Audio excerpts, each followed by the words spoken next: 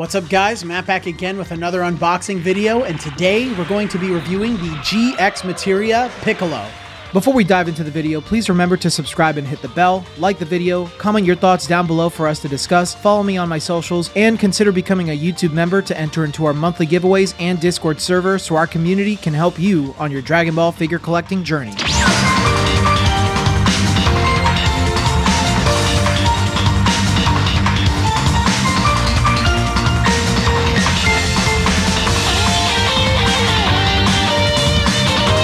This figure is based on Piccolo from Dragon Ball Z. The figure itself is based on Piccolo firing his first ever special beam cannon at Raditz from Dragon Ball Z Chapter 8. GxMateria are Banpresto crane figures based on the Dragon Ball manga with key effects. If you're interested in buying this figure, check my affiliate links down in the description below to pick them up for yourself. This figure was released on February 9th, 2023. Piccolo stands at about 6 inches tall, weighs 14.4 ounces in box, 9.6 ounces on his own, and the figure comes with his upper body, lower body, base, key effects, and stand for his key effects.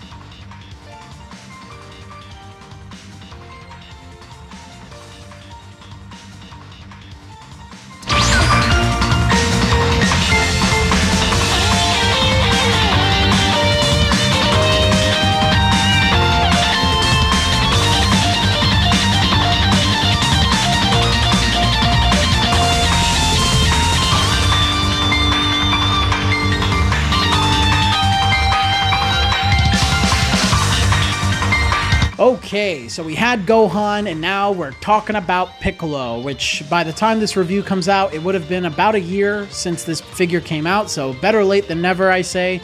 Obviously, I am catching up. I think after this review, I just have Android 16 to review in the GxMateria figures and, until new ones keep coming out. So if you guys do want to check out my older reviews on GxMateria, there will be a playlist at the end of the video for you to check out those other reviews if you're interested in this series of figures. But let's talk about Piccolo, man. He's the first ever GxMateria Piccolo. Piccolo is my third favorite character in Dragon Ball, right behind Goku and Vegeta.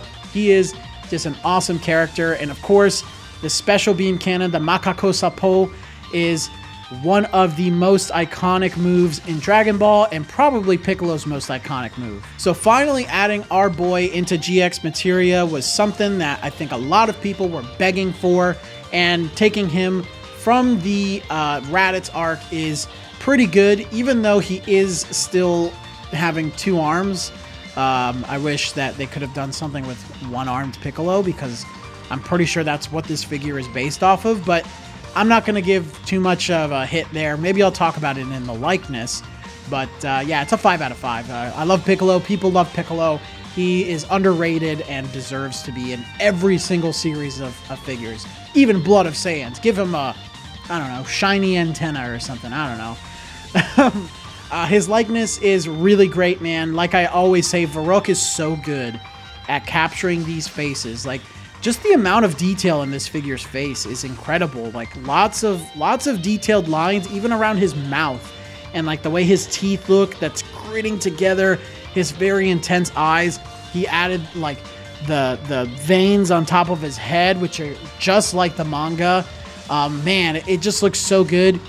I'm gonna give it a 4 out of 5 though, because Piccolo only had 1 arm when he fired off this move during this arc, and this is clearly based off of that fight. You can tell with the veins on the head and everything, so he should have had 1 arm. So I'll give it a 4 out of 5, even though his face is spectacular. You know, if we're overlooking the arm, I would give it a 5 out of 5. So if you're there and you're just like, I don't care about him having 1 or 2 arms, then, you know, in your mind, you can give it a 5 out of 5. Obviously, we have different opinions. Just my opinion. I'm trying to be objective. So likeness is going to get a 4 out of 5 just because of that, but the face is incredible.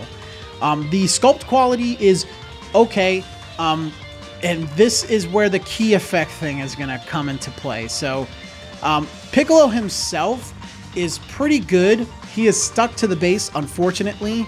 Those pegs are drilled into his feet, so that sucks. He can't stand on his own without the base, which is pretty big and takes up a lot of space. Kind of sucks. On top of that, I love the veins, like I said earlier, the details of his skin with all the lines on them. You can see lots and lots of detail on his skin and on his gi. Just a few things that kind of bothered me besides the base. His proportions seem kind of odd. Is it just me? It just feels like his legs should be a little bit longer, maybe, or his torso should be a little bit longer. It just seems like his upper and lower body are a little disproportionate. Just a little, not like a lot, but just a little. And okay, let's talk about it. This special beam cannon effect, bro. This does not look like the special beam cannon. This looks like you know, something that I might get demonetized for talking about.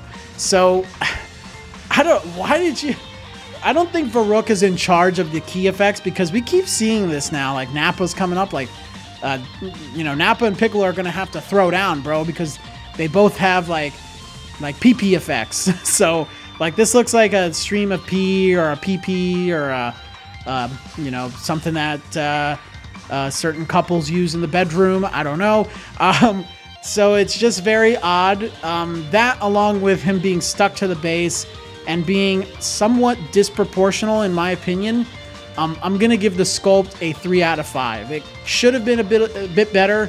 I think if they had fixed this, it would have helped a lot. But this is just kind of weird. I don't think a lot of people are going to display this if they end up getting him with his key effect, and I think he looks a lot better without it, if I'm being honest. So yeah, a little weird, little disappointing there, but not the end of the world. You know, it's just kind of right down the middle at a 3 out of 5. And the size and scale, oh, I'm sorry, the paint and shading, pretty good. So the colors are always so good in GxMateria, man. Like the greens on Piccolo are very nice and vibrant. The pinks, his purples and blues, I love that. But man, I wish they did shading again, especially after I got the Kaioken Goku and the Gohan. They look so good with shading, dude. And it just makes this look a little more flat. So it's not the end of the world. I'm going to give paint and shading a 4 out of 5. I won't even be super hard on the color of this, because I know predominantly the special beam cannon is yellow, but it has like hints of like pink and red in there. So that would have been nice if they added that, but they didn't. But no big deal. I'm just going to give it a 4 out of 5 just because otherwise Piccolo is colored really, really well. And then finally, size and scale. I don't know if the proportions kind of fall into this category as well. GxMateria has been getting smaller over time. He doesn't really scale well with the rest of the series. It's just something that's starting to bother me more and more. I don't know if this is a thing where, like, as a figure series gets older and maybe it gets less popular for the Crane games, they just get a smaller budget and until eventually they die off. So I don't know, man. I'm going to give the size and scale a 3 out of 5. He's not the worst thing in the world, but GxMateria, man, like, they're just starting to fall off in some ways. Like, the sculpts look so good and their likenesses are so good, but, you know, they're starting to shrink. They don't have paint and shading anymore. So I really hope that they turn things around and maybe do some more unique characters. Like Android 18 and Raccoon are kind of cool. Nappa's pretty cool. So let's see how things go in 2024. But today, I think I'm going to give this Piccolo a 3.5 out of 5.